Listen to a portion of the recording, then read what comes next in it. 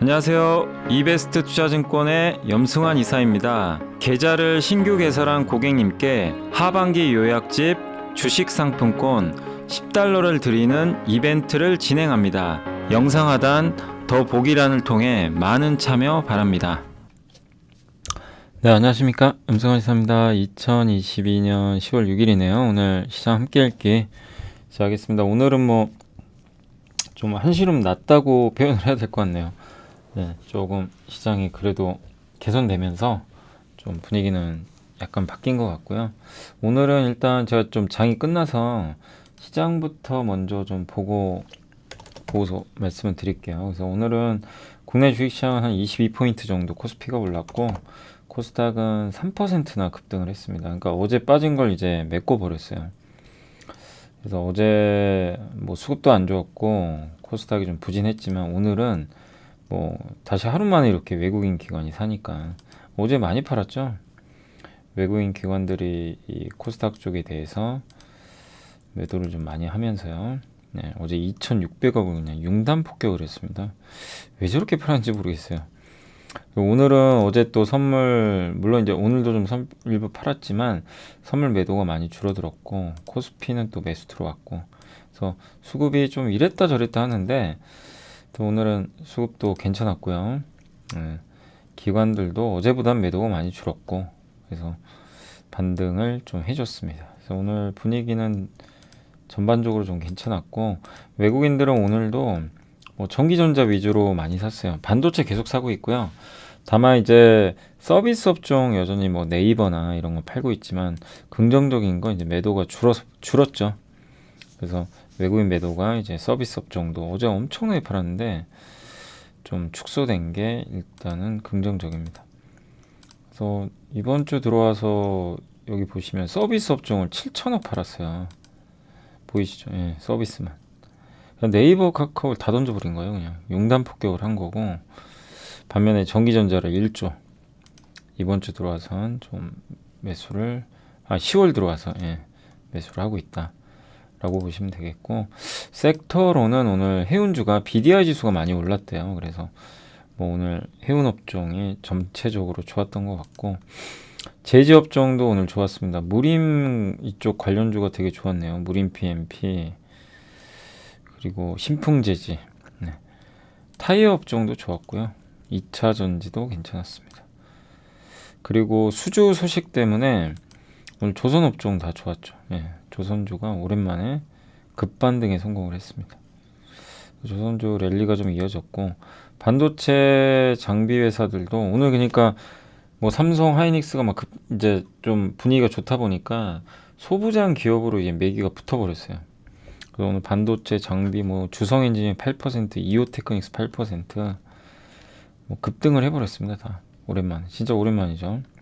반도체 재료업체들도 오늘 덕산테크코피아, 네페스, 원익QNC, 월덱스 우리 다 공부했던 기업들이죠. ISC, 솔브레인 이런 기업들의 주가가 좋았습니다. 오늘은 반도체 소부장의 날이었고요. MLCC 쪽도 오늘 괜찮았습니다. 2차 전지도 좋았어요. 오늘은 2차 전지 그 WCP 요게 이제 공모주 청약했다가 완전 흥행 참패해서 빠졌는데 오늘 좋았습니다. 8%. LNF가 8% 올랐고요. 대준 2차 전지 소부장도 다 급등했습니다. 일진 할 것 없이 오늘은 진짜 오랜만이네요. 대부분의 기업들 LG화학도 한 4% 올랐고 다 괜찮았던 것 같습니다. 그러니까 코스닥에서는 반도체 소부장, 2차 전지 소부장이 이끌었고 갤럭시 관련주도 좋았습니다. IT의 날이었어요.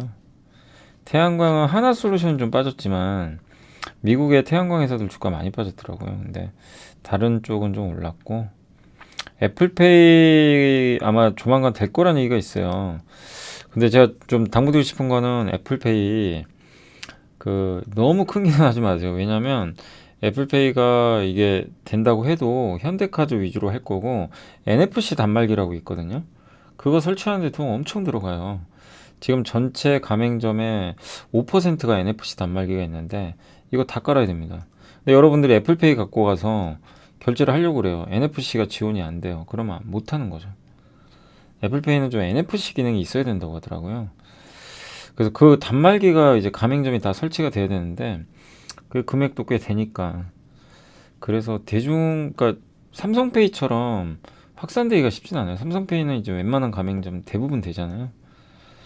그래서 그 NFC 단말기를 어떻게 할 거냐, 요게 좀 관건입니다. 그래서 뭐 요새 나이스 정보통신 뭐 이런 기업들이 막 올라가요. 한국정보통신, 애플페이 때문에 막 엄청난 막 이제 돈을 벌고 막 단말기 설치하고. 근데 단말기 설치해서 나이스 정보가 뭐 돈을 많이 벌면 좋은데 그럴 가능성이 그렇게 높진 않아요. 그리고 주가가 항상 그렇지만 미리 선반영을 이렇게 합니다. 그러니까 이게 보면 테마주가 돼버렸어요 지금. 저는 이런 거 별로 원치 않은데 굉장히 좋은 기업 맞아요. 굉장히 우량하고 이런 거 맞는데 테마주가 좀 계속 움직이는 게 좀 안타깝습니다. 그래서 좀 조심은 하셔야 될 것 같아요. 지금은 올라가는 걸 좋아하실 게 아니라 좀 리스크에 대비를 해야 된다. 그 변동성 테마에 엮여버렸어요. 근데 애플페이는 여러분이 생각하는 것만큼 그렇게 큰 그런 건 아닙니다. 아직 결론 난 것도 아니고요, 사실은. 예. 근데 하더라도 그렇게 당장 뭐 큰 파급 효과를 내기는 어렵고요. 그다음 OLED 오늘 덕산 네오룩스 좋았네요. 네, 오랜만에 괜찮았습니다. 오늘 뭐 IT가 코스닥 IT 기업들이 다 한풀이 해버렸어요. 그냥 그동안 안 간 거. 오늘 장비 회사들도 좀 좋았고, 다 괜찮았던 것 같습니다.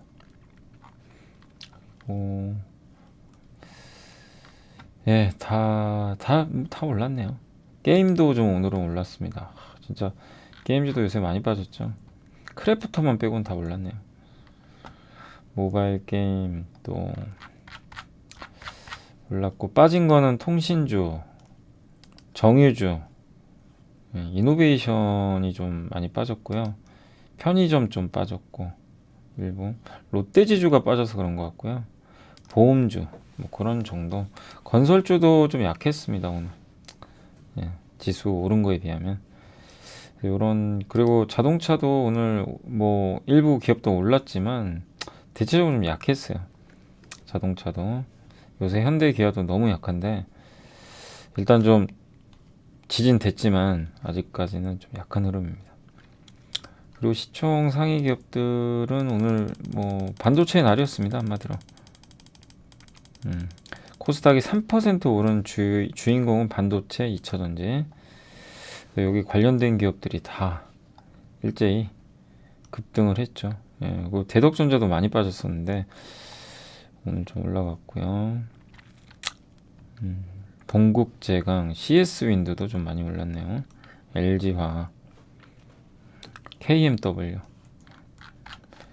다 좋았고, 반면에 오늘 많이 빠진 기업은 알테오젠, 저번에 뭐 루머 있었다 그랬죠. 근데 아직은 어떤 내용인지 정확히 안 나왔고요. 은행주 좀 안 좋았습니다. 항공주도 오늘 좀 안 좋았고, 건설주, 음식료 이런 섹터는 상대적으로 좀 부진했다라고 보시고, 오늘 하이닉스, 삼성전자가 좀 오르긴 올랐는데 탄력은 조금 떨어졌습니다. 오늘 시총 상위 기업에서는 LG화학 주가가 가장 좀 좋았던 것 같아요. 자, 아무튼 그렇게 좀 말씀을 드리면서 오늘 시장은 마무리하겠고, 오늘 시장은 어쨌든 견조했고, 뭐 어제는 좀 아쉬웠지만 오늘은 좀 한풀이 하듯이 코스닥이 급등 나왔고, 그리고 시장이 조금 더 상승은 할 수 있을 거는 같아요. 왜냐하면 환율 때문에 그래요. 오늘 환율이 급락했어요. 우리가 원하는 건 환율의 하락이잖아요. 급격한. 그러니까 그전에는 지수가 오르는 날도 환율이 이렇게 떨어진 적이 별로 없어요. 근데 오늘은 환율이 비교적 큰 폭으로 꺾여버렸죠. 그래서 환율 급락이 일단은 반가운데 내일 한번 더 빠지면 좋겠네요. 환율이. 그러면 더 좋을 텐데 일단 환율이 의미 있게 빠져서 좀 시장 반등은 더 이어지지 않을까라고 생각을 합니다. 자, 이제 본론으로 가서 오늘 나왔던 증권사 보고서들, 페노션 있고요. 그 다음에 아모그린텍 한번 공부했던 기업이죠 예전에. 그리고 CS윈드, BH는 한 번 더 복습한다고 생각하시면 돼요. 사마네트웍스 드라마 관련주죠. 그리고 LCD 패널 가격, 드라마 또 스튜디오 드래곤 있고요. 그리고 크레딧 스위스가 요새 뭐 위험하다 막 이런 얘기 있는데 그 내용 말씀 좀 드리고, TSMC가 단가 인상 올렸다 한다. 요 내용, 오펙의 감사는 그렇게 큰 영향 안 준다. 그리고 전기차, 배터리, 그 다음에 반도체, 소부장, 그리고 자동차입니다. 이거 공장, 그리고 공장. 요게 이제 업종은 자동차 얘기예요. 또 되게 길어요, 정말. 예. 그래서 한번 요거를 오늘 정리해서 말씀드리겠습니다. 한번 오늘도 빠르게 한번 진행은 해볼게요. 네. 페노션은 이제 목표 주가 낮췄지만 그러니까 BDI 지수라든가 이 경기가 안 좋으니까 물동량 줄고 이러면서 좀 실적 부진이 예상이 되지 않을까, 이러면서 주가대가 많이 빠졌고요. 이 밸류에이션도 되게 싸졌습니다.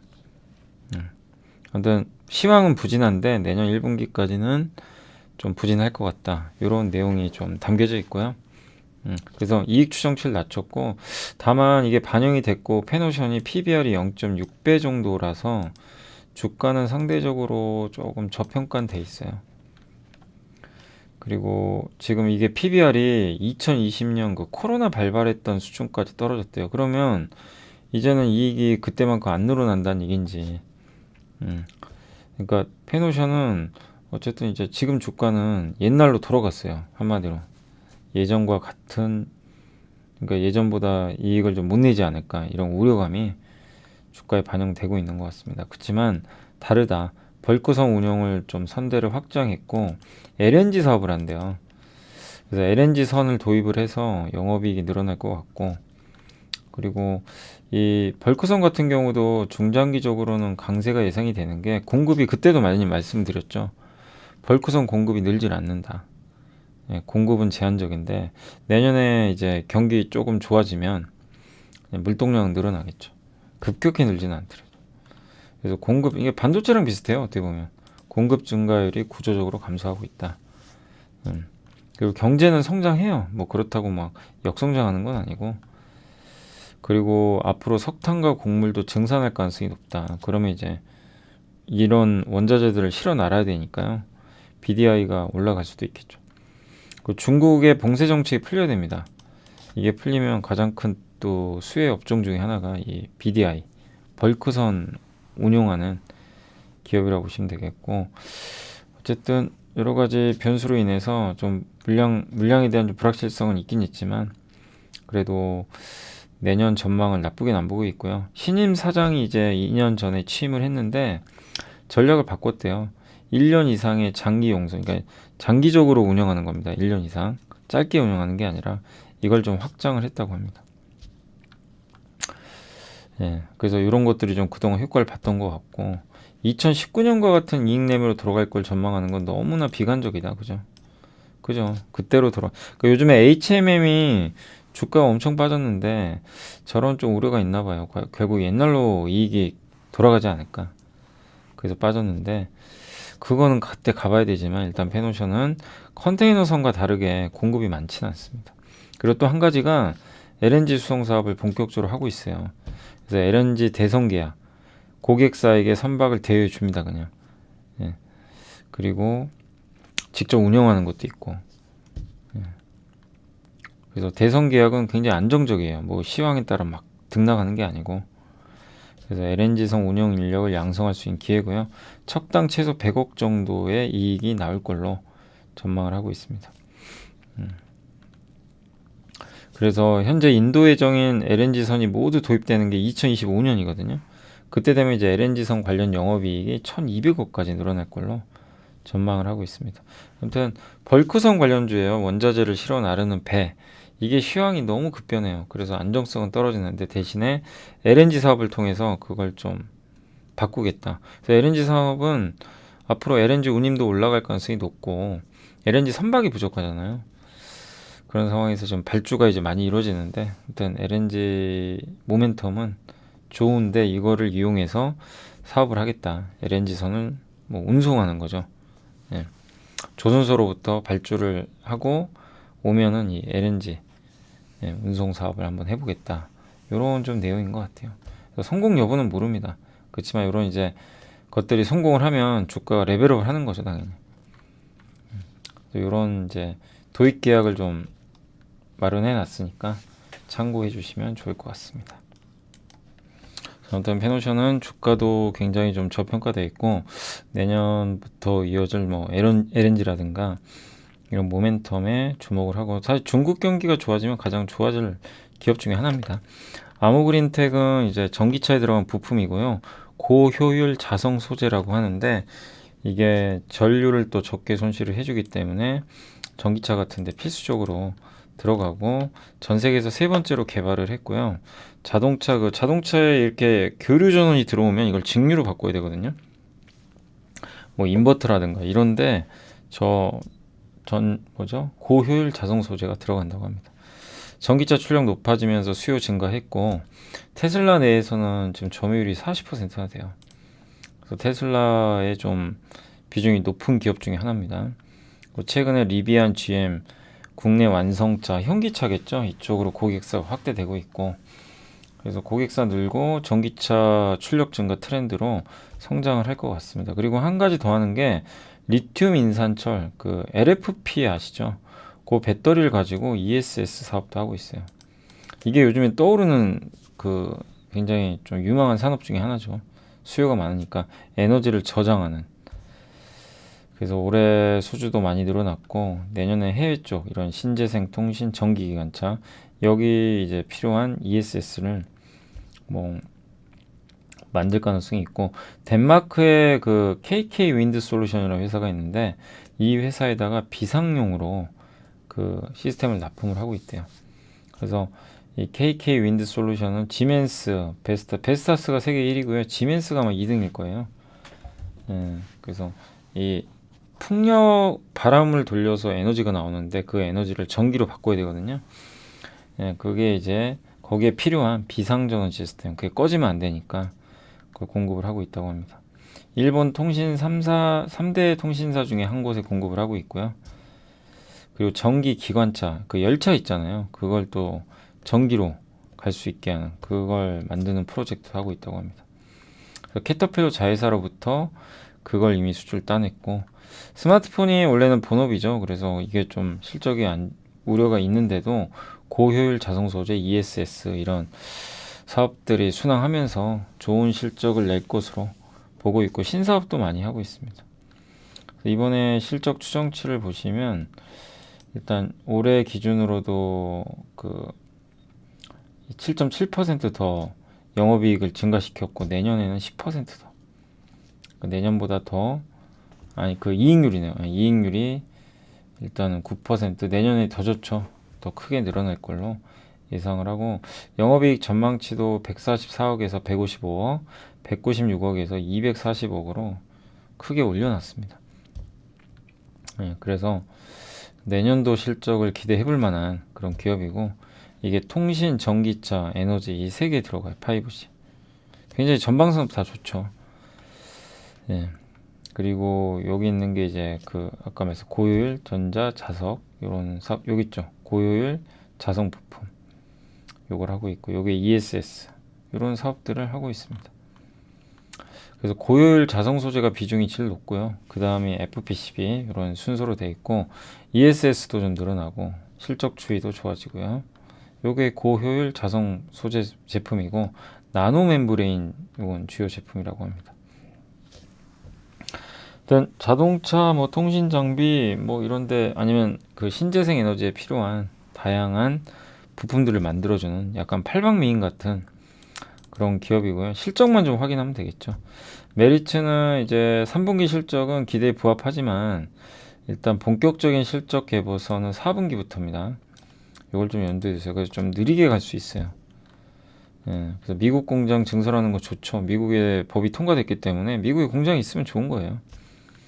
그리고 해상풍력 대응하기 위해서 여러 투자도 검토 중이고, 그래서 아마 4분기가 좀 제일 중요할 것 같아요. 실적이 개선되는 게 보여지면 주가 재평가 받을 거예요. 주가도 많이 내려와가지고 한때 PER이 40배였는데 지금은 24배로 확실히 좀 낮아졌다 라고 생각하시면 되겠습니다.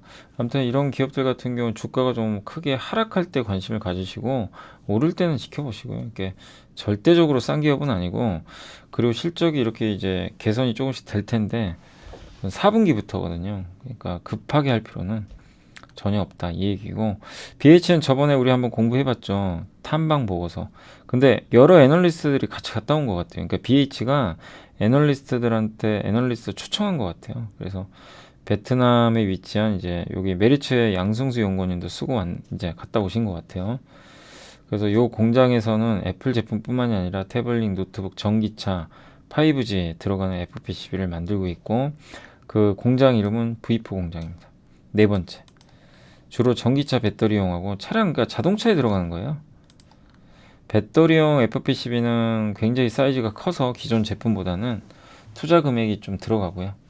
이번에 두 가지 방향성을 이제 확인을 했는데, 일단은 아이폰 프로 맥스에 이 LTPO가 뭐냐면 저전력 방식의 OLED 디스플레이인데 전력 소모를 줄이는 거죠. 예, 근데 이게 기술력이 꽤 높다고 합니다. 그래서 아무나 못하고요. 근데 이제 BH가 대응을 해준 거죠.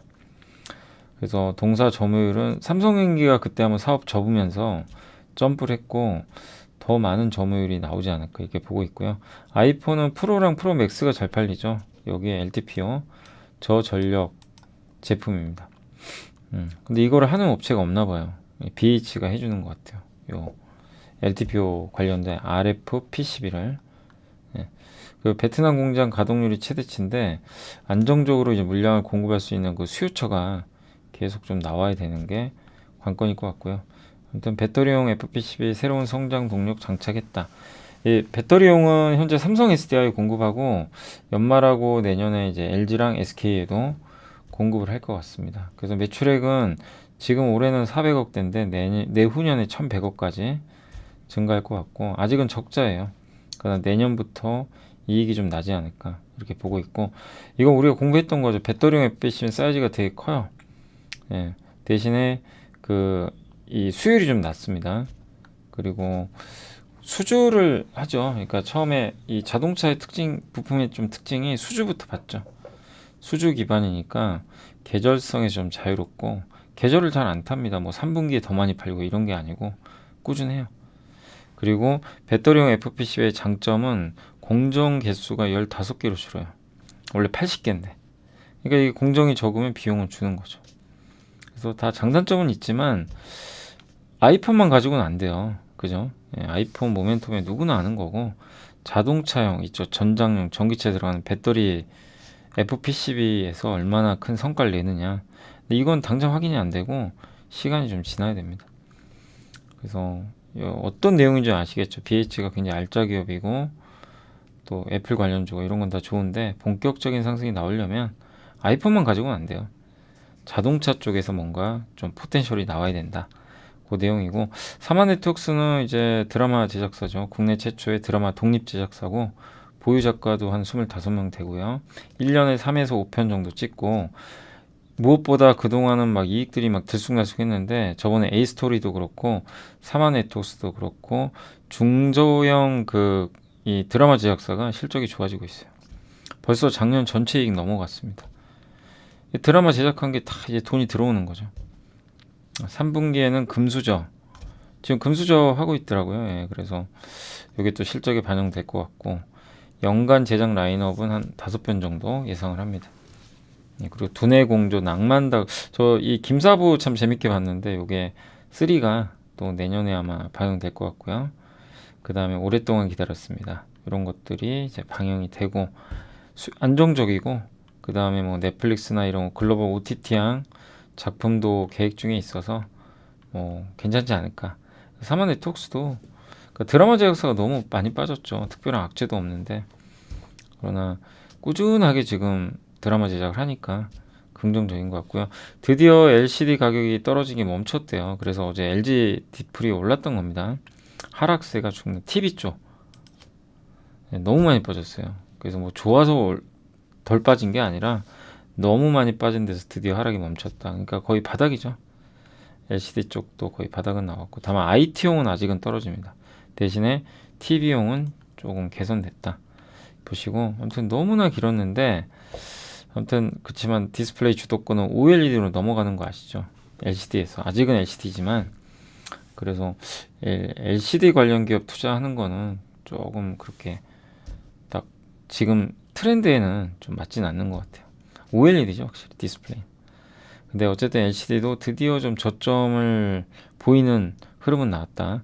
이렇게 보시고 드라마 제작사들이 지금 연말 연초에 라인업들이 많이 발표되는데 아마 4분기에는 스튜디오 드래곤이 넷플릭스랑 좀 재계약하지 않을까 이런 내용도 있습니다. 그래서 스튜디오 드래곤 매력도가 높다 이런 분석이고요. 목표 주가는 좀 대신 조금 낮췄고요. 주가 많이 빠져서 편성은 3분기 이익 괜찮을 것 같고 환혼 그 다음에 아다마스, 유미의 세포들 2 이런 큰 스케일의 작품들이 주가에 그러니까 실적에 반영될 것 같고 아마존 쪽에 옛날에 만들어 온 드라마를 팔았나 봐요.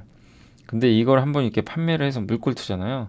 아마존에서 뭐 스튜디오 드래곤한테 드라마 좀 같이 만들자 이럴 수도 있는 거죠. 그래서 그러니까 구작을 판매하는 데서 끝나는 게 아니라 추가적인 그런 또 모멘텀이 나올 수도 있고요.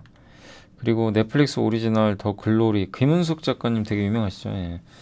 그리고 커넥트, 아일랜드, 더 빅도 프라이즈는 그 미국 드라마입니다. 그리고 A 스토리가 이번에 빅마우스 예, 요게 좀 흥행을 했는데 요거 정산이 또 4분기에 들어오나 봅니다. A 스토리에서 주는 거죠. 그리고 넷플릭스와 재계약할 시즌이 됐는데 그건 좀 지켜봐야 될 것 같고요. 좀 굉장히 제작비 상승에 대한 기대감을 좀 높여주지 않을까. 잘 계약이 맺어지면. 그리고 넷플릭스 주가도 중요한데 최근에 주가는 좀 견조하고요. 특히 광고 모델로 갑니다. 넷플릭스를 내가 볼 때 앞에 광고가 나올 거예요. 그럼 가격이 싸요. 광고 없이 보려면 비싸게 보는 거고. 그래서 이런 어떤 정책은 구독자를 느는데 기여하지 않을까. 그래서 올해 미국에서 110만 명, 예, 그리고 세계 전체적으로는 1년 안에 4천만 명이 가입하지 않을까 이렇게 보고 있습니다. 현재 글로벌 구독자는 2.2억 명입니다. 예, 그래서 어쨌든 넷플릭스가 돈은 잘 벌어야 좋죠. 드라마 제작사한테. 예, 그런데 한 가지 좀 부담은 CJ ENM보다 시총이 높아지다 보니까 원래 높은 적이 없었대요. 그래서 그게 조금 부담이 될 수는 있다. 뭐 그 정도고요. 예. 근데 그건 펀더멘털 이슈는 아니기 때문에 중요한 것 같지는 않습니다. 아무튼 지금 현재 코로나19 정점 수준까지 빠진 현재 주가고 투자 매력도가 매우 높다. 그리고 넷플릭스 이게 광고 모델인데 11월에 예정을 하고 있고요. 가격이 절반 정도 될 것 같아요. 많이들 이거 신청하실 것 같은데요. 저도 넷플릭스 좀 보고 있는데 꽤 한국도 비싸졌죠. 근데 만약에 저렇게 반토막 내주면 이걸로 바꿀 유인은 되는 것 같아요. 네. 그리고 밸류도 낮아졌고 이게 드라마 이제 제작 계획입니다. 이게 되게 많죠. 예. TVN, 금토 토일, OCN, 그 다음에 더 글로리 이게 좀 대작 같아요. 더 글로리, 커넥트 예. 이런 기업들에 대한 기대감은 있는데 흥행 여부는 좀 봐야 되겠고 네이버가 워낙 많이 빠지다 보니까 좀 콘텐츠 관련주까지 덩달아 좀 안 좋았던 것 같아요. 근데 이제 그런 거는 좀 충분히 반영됐고 이제부터는 좀 펀더멘탈 여기에 집중할 단계다. 그래서 실적도 그렇고 드라마 수익성도 좋아지면서 긍정적인 흐름 나오길 기대해 보겠습니다. 안녕하세요. 이베스트 투자증권의 염승환 이사입니다. 계좌를 신규 개설한 고객님께 하반기 요약집 주식 상품권 $10를 드리는 이벤트를 진행합니다. 영상 하단 더 보기란을 통해 많은 참여 바랍니다. 요새 크레딧 스위스 은행이라고 들어보셨죠? 요게 뭐 뇌관이니 제2의 리먼이니 근데 그렇게까지 볼 필요는 없고요. 아케고스 캐피털이라고 아세요? 여기가 빌황 미국의 정말 유명한 우리 한국계죠. 그분이 손실을 많이 보긴 했는데 아무튼 여기서 그 손실을 크게 입은 이후로 적자가 지속되고 있고요. 그 다음에 16억 이제 스위스 프랑 손실을 좀 기록을 했는데 2022년 상반기에도 이게 어쨌든 손실이 좀 발생했다고 합니다. 그 신용등급도 조금 강등당했고 그러니까 이런 것들이 계속 이어지다 보니까 이거 위기 아니야? 막 이런 거죠.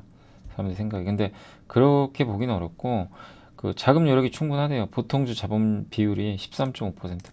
규제 비율이 9.6이에요. 그러니까 은행이 위기 시에 대비를 하기 위해서 자기 자본을 많이 확보를 해놔야 되거든요. 저게 높다는 건 현금이 많다는 얘기죠. 예.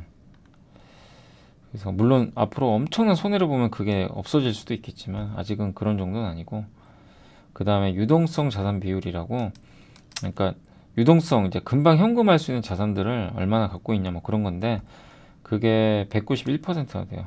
다른 쪽보다 훨씬 높은 수치죠. 그러니까 현금화가 바로바로 가능해요. 저게 많다는 것. 그래서 극단적인 위기 상황이면 어떻게 될지 모르지만 그것만 아니면 너무 리스크로 볼 필요는 없다, 이런 거고. 도이치은행도 맨날 위험하다 그러잖아요. 예, 둘 다 비슷한 게 있는데, 다만 도이치은행은 당시에 배당 가능 이익이 별로 없었는데 CS는 자본이 많아요. 그래서 위기가 와도 당장 현실화되기는 어렵다. 좀 완충제 역할을 할 수 있는, 그러니까 한마디로 덩치가 되게 크고 단단해요, 도이치뱅크에 비해서. 예, 물론 이제 만병통치약은 아닙니다. 저게 높다고 해서 상황이 어떻게 될지는 또 몰라요. 그래서 긴장의 끈을 놓칠 수는 없지만, 그냥 마치 뭐 리먼 온다 그런 종말론적 사고에 빠질 필요는 없다는 거예요. 예, 이게 팩트니까. 현금이 있잖아요. 근데 이제 중요한 건 10월 27일 날 실적 발표한대요. 이때가 제일 중요할 것 같습니다. 이때 얼마만큼 구조조정 전략이나 이런 리스크에 대해서 대비를 하고 있는지, 이런 거를 잘 내놓으면 우려감이 해소되면서 좋아지겠죠. 그래서 10월 27일을 주목하셔야 될 것 같고, 오늘 반도체가 오른 이유 중에 하나는 전 이걸로 봐요. TSMC가 단가 인상한다고 합니다. 애플이 받아들였다는 얘기가 있어요. 그러니까 애플도 필요하고 미디어텍, 퀄컴 다 자기가 안 만들고요, 설계만 해가지고 TSMC에 맡기면 TSMC가 그대로 만들어주는데, 문제는 이거를 고품질로, 예를 들면 5나노 이하, 3나노, 뭐 4나노 이렇게 만들 수 있는 기업은 전 세계에 삼성과 TSMC밖에 없습니다. TSMC의 공정을 많이 채택해서 고객사가 많은데, 예, 왜냐하면 이제 애플 입장에서도 삼성으로 바꾸고도 싶을 거예요. 그러니까 TSMC도 주고 삼성도, 왜냐면 자꾸 끌려다니거든요. 그러면 TSMC가 하자는데도 이번에도 가격 올리자고 하니까 수용을 한 것 같아요. 그러니까 대안은 삼성밖에 없는데, 근데 삼성으로 물량을 넘기자니 아직 삼성은 그렇게 캐파가 크지도 않고 용량이, 이걸 또 설계를 다시 해야 돼요. 그래서 좀 어려운 거죠. 근데 여기서 우리가 느낄 수 있는 건, 저 파운드리가 진짜 갑 중에 갑이구나. 영향력이 얼마나 큰지 알 수 있죠. 만들어 달라고는 하지만 만들 수 있는 기업은 전 세계 2개. 제대로 된 품질로, 그 5나노, 4나노. 그러니까 이거는, 그래서 삼성전자에 대해서는 저런 부분들은 가치 평가 좀 돼야 되는데 잘 안 되는 것 같아요, 아직까지는. 아무튼 삼성 TSMC한테는 좋은 그런 뉴스고, 오늘 그래서 반도체 후공정 이쪽 관련된 기업들의 주가가 어제도 좋았지만 오늘도 좋았던 것 같습니다. 아무튼 삼성전자한테는 또 되게 긍정적인 뉴스인 것 같고, 오펙이 감산했는데 실제 효과는 그렇게 높진 않아요. 산유량이 한도, 그러니까 미리 오펙 플러스가요 100만 배럴이 있으면 생산을 할 수 있는데, 예를 들면 70만 한 거예요.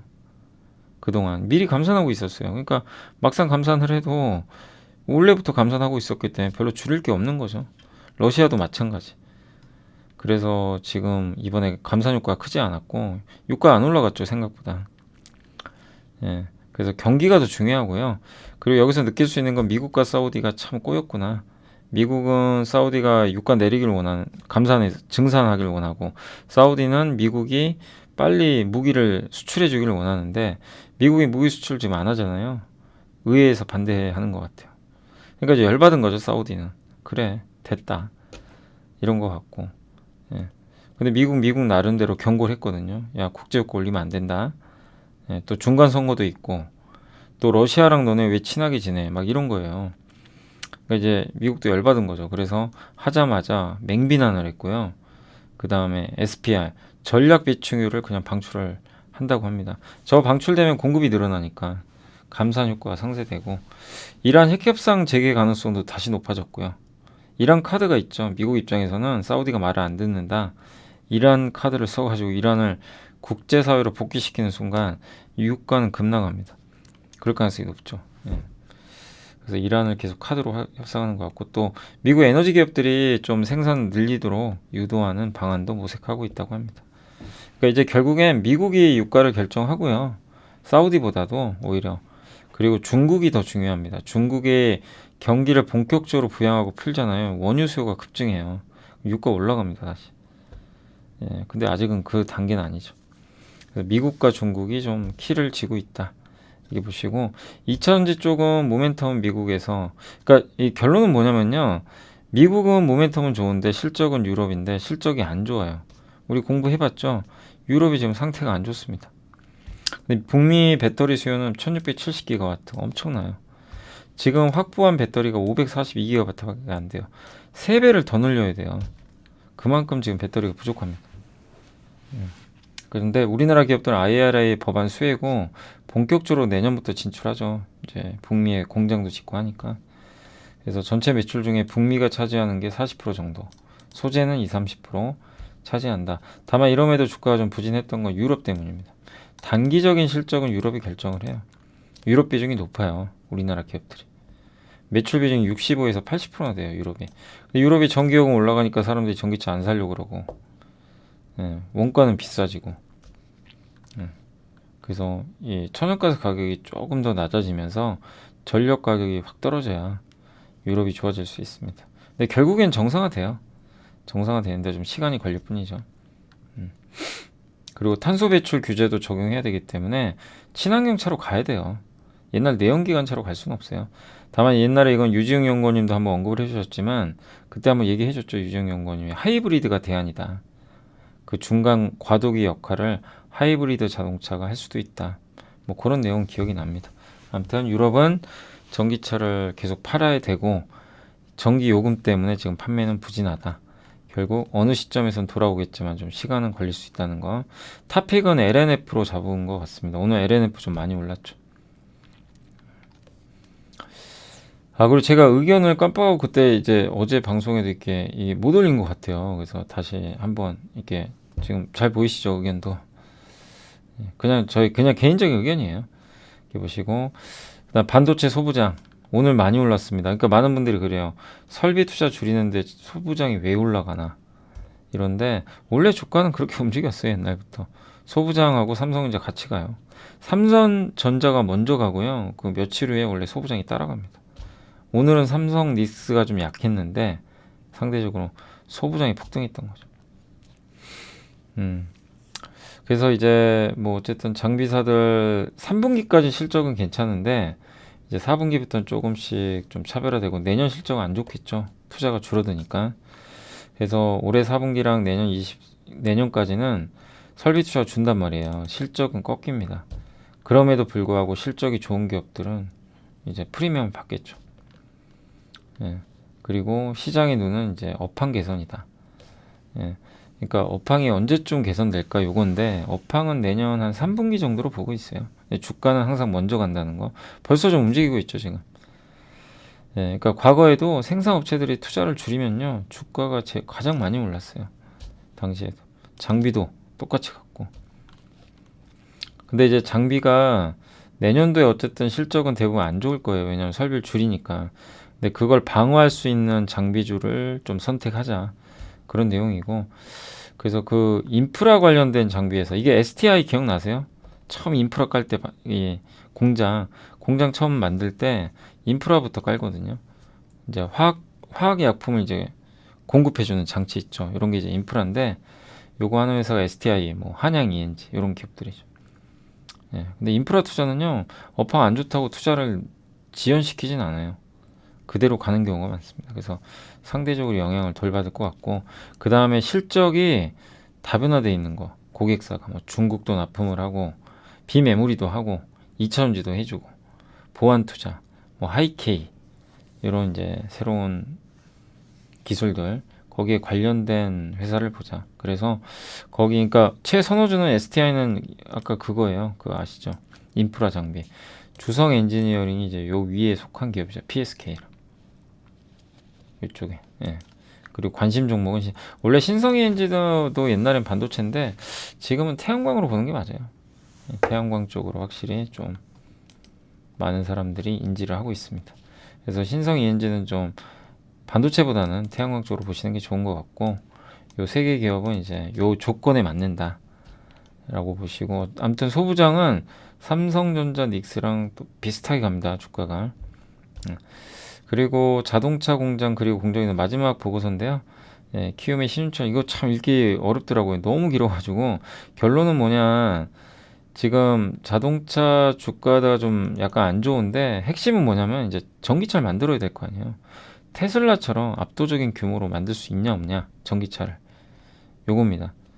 그래서 그게 핵심이고, 투자자들도 그걸 보는 거예요. 야, 저 회사 대량으로 만들 수 있을까, 전기차를? 비용을 낮춘 상태에서 최대한 효율적으로. 근데 그거에 대한 의심이 있어요. 테슬라는 그걸 보여주고 있잖아요. 기가 팩토리 같은 데서. 다른 완성차는 아직 그런 게 없죠. 그래서 PER이 막 엄청 낮아요. 막 5배, 6배, 4배, 3배. 뭐 현대 기아만 싼 게 아니라 글로벌 자동차 회사들 주가 대부분 다 싼 편입니다. 예. 근데 이제 결국엔 이런 전동화 시장이 뛰어들었고, 전동화를 하려면 물량을 엄청나게 확보를 해야 되거든요, 전기차를. 예. 그래서 이 전기차 쪽에서 이제 그런 것들을 좀 적어 놓은 거예요. 예. 한번 읽어보시면 되겠고, 이 리비안 루시드도 제대로 양산 체제 안 갖춰 가지고 주가 되게 안 좋았었죠. 결국 이겁니다. 중장기적으로는요, 여기 확보가 돼요. 전기차 전용 공장. 그래야 밸류를 많이 줘요. 테슬라가 저기 독일 베를린 이런 데 막 짓잖아요. 텍사스, 현대차도 이제 조지아 공장 이런 데 지을 겁니다. 저게 반드시 필요하다는 거죠. 그래야 높은 PER을 인정을 해줍니다.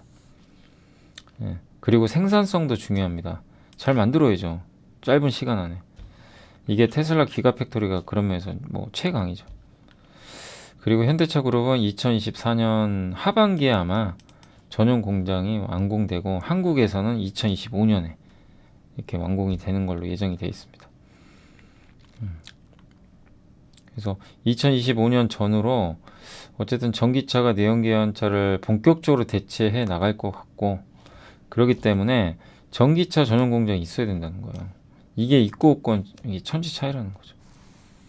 네, 그러면서 현대 기아는 있잖아요. 이제 만들고 있으니까. 예, 좀 주가는 실망스럽지만 너무 스트레스 받지 마시고요.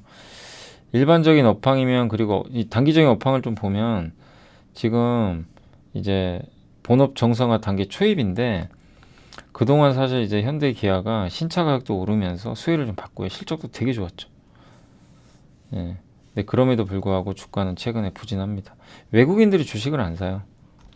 외국인들이 좀 사주면 좋은데 안 삽니다. 그러니까 외국인 수급이 좀 들어와야 되고요. 여기도 써 있죠. 외국인 투자자 유입이 필요하다. 본격적으로 주가 올라가려면. 그리고 환율 효과만 가지고는 안 된다는 거예요. 환율 빼고도 야, 너네 성장 나와? 이걸 보여달라는 거죠. 근데 이번에 아이오닉 5 판매가 줄었다고 하니까 그냥 주가가 안 좋았죠. 그래서 결국에 진짜 성장을 보여달라. 여기 이게 전기차죠. 전기차 공장 짓고 많이 판매하고 상품성은 되게 좋은 것 같아요. 그리고 최근 현대차 그룹의 미국행 투자는 긍정적인 소식이고, 예, 보조금을 좀 못 받는 상황에서 어쨌든 뭐 필수죠. 네, 그래서 주가 재평가 기대해 볼 만하고, 그리고 일단 그동안 신차 재고 부족 현상으로 이 자동차 완성차 업체들의 좋은 주가 흐름이 나왔고, 물량이 부족했잖아요. 코로나 때문에. 이거를 단가를 올려서 커버를 했거든요. 그러니까 현대 기아 실적도 그렇게 좋았던 겁니다. 근데 이게 좀 꺾일 수 있다는 겁니다. 그 이유가 미국에서 기준금리가 인상이 되면요, 자동차 론 있죠. 오토론. 이것도 금리가 올라간대요. 그러면 당연히 사람들이 자동차 이 소비를 좀 줄이겠죠. 그리고 어쨌든 그동안 좀 수주 받아놓은 거 있죠. 이 백로그 수주 잔고 같은 거거든요. 주문 받아놓은 잔고가 아직은 있기 때문에 뭐 너무 우려할 상황은 아니지만 초과 수요 현상이 지속되긴 좀 어렵다. 이런 좀 구도로 보고 있는 것 같아요. 그러니까 저런 것들이 연준에서 의도적으로 인플레를 잡기 위해서 막 금리 올리잖아요. 그럼 신차 가격도 중요하거든요. 이걸 누르는 정책이에요. 오토론 금리를 인상해버리면 그럴 가능성이 높다는 겁니다. 그러니까 지금 수요가 꺾이면 어떡하지? 이 우려가 계속 지금 현대 기아 이쪽 완성차 회사에 좀 작용을 하고 있는 것 같아요. 아무튼 뭐 현대 기아가 지금 수주 잔고도 좀 그러니까 많이 지금 주문도 받아놓은 상태고 하기 때문에 너무 우려할 필요까지는 없겠지만 지금 주가가 못 가는 건 피크 수요 위축 여기에 대해서 걱정을 하고 있다. 이렇게 보시고 반대로 생각하면 부품주한테는 좋은 거죠. 어쨌든 이제 많이 정상화되면요 찍어내야 됩니다. 계속.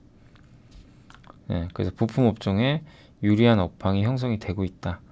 이렇게 보시면 좋을 것 같고 그래서 자동차 부품 업종에 대해서는 좀 비중 확대 의견 이 키움에서는 하고 있고 그 중에서도 HL 만도와 명신산업을 조금 긍정적으로 명신산업 어저께 공부 한번 해봤죠. 테슬라 관련 기업이죠. 이게 미국의 재고입니다. 이게 이렇게 떨어져 있습니다. 그리고 전기차 전용구역 현대가 꽤 커요. 미국에 짓는 공장이 30만 대짜리입니다. 엄청나죠. 그 다음에 울산에도 짓습니다. 13만 대. 다른 기업들보다 월등히 많죠. 그린필드는요 그 전기차 전용 공장입니다. 초기에 비용 엄청 들고 근데 만들면 주가 재평가 받을 수도 있어요. 우린 이런 테슬라 같은 공장을 갖고 있다. 그리고 브라운필드는 뭐냐면 그 일반적인 내연기관차 있죠. 그걸 개조한 거예요. 전기차로. 전기차 만들기 위해서 기존 공장을 바꾼 겁니다. 빠르게 할 수 있는 장점은 있긴 있어요. 네, 빠르게 할 수 있다라는. 근데 유지 관리비가 좀 비싸다고 합니다. 근데 전기차 전용 공장이 있는 게 더 낫죠. 큰 흐름상으로. 근데 돈이 너무 많이 드니까 초기 투자비가. 예. 그리고 이게 외국인 파란색 선이 지분율인데 엄청 떨어졌죠. 근데 최근에 지분율 좀 올라옵니다. 외국인들이 사줘야 돼요. 외국인들이 좀 사줘야 괜찮을 것 같고 이건 이제 연간 매출액 전년 대비 성장률 비교한 겁니다.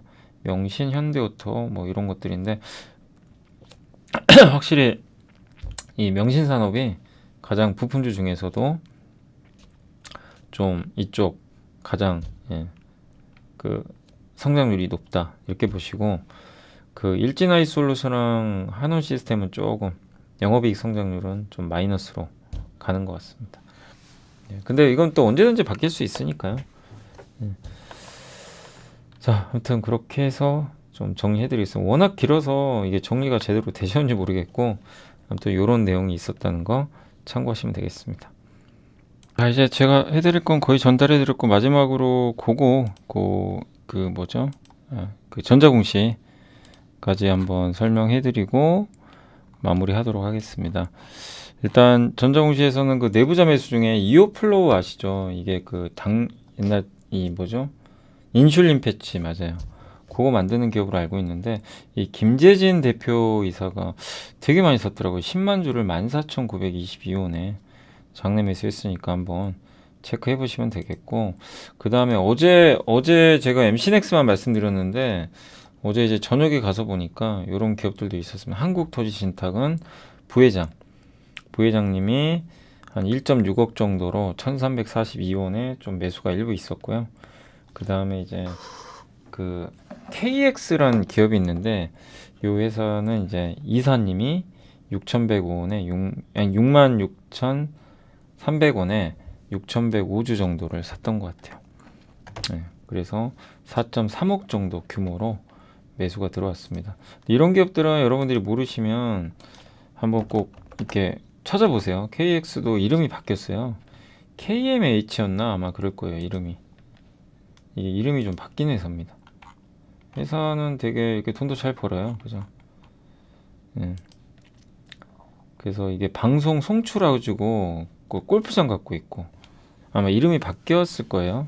그렇게 보시면 되겠고 그래서 이런 기업들이 내부자 매수가 좀 있었고 오늘 그리고 이 전자공시 중에 제일 눈에 띈 건 테이펙스 아시죠? 2차전지 원통형 그 배터리 그거를 이제 붙이는 고정시키는 그 테이프 있거든요.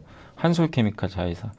이 회사가 1,300억짜리 아니 680억짜리 신규 시설 투자 공시를 냈습니다. 의미가 있죠. 그만큼 이쪽이 된다는 얘기예요. 2차전지 쪽이. 그래서 테이펙스가 증설을 공시했고 이런 건 저는 되게 좋은 뭐 뉴스 아닌가라고 생각합니다. 그래서 주가도 사실 별로 안 빠졌어요. 테이펙스는 남들 엄청 빠질 때도 정말 견조한 것 같습니다. 단 이제 저런 것 때문에 변동성 커져요. 그러나 또 이렇게 관심이 시들시들해질 때 관심을 갖는 게 맞고, 아무튼 공부는 해보세요. 테이펙스가 왜 설비 투자를 했을까? 의미가 있습니다. 아무튼 그래서 테이펙스가 신규 시설 투자했다는 거, 그거 한번 보시면 되겠습니다. 그래서 요게 그 전자공시인데 2차 전지용 테이프 제조 공장 있죠? 예, 요겁니다. 주력인 거기에 하니까 한번 공부해 보시면 좋을 것 같습니다. 자, 오늘 방송 여기까지 해드리고요. 아무튼 오늘 장은 좀 괜찮아서 좀 다행인데 이게 더 이어지기를 좀 바랍니다. 예, 그랬으면 더 좋겠고, 아무튼 내일 이제 금요일이니까 내일 또 예, 저녁에 방송으로 찾아오겠습니다. 감사합니다.